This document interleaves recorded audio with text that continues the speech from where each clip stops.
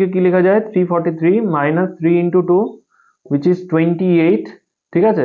তাহলে 28 can be divisible, মানে can be divided by 7 and remainder কিন্তু আমার 0 আছে, মানে ভাগশেষ 0 আছে।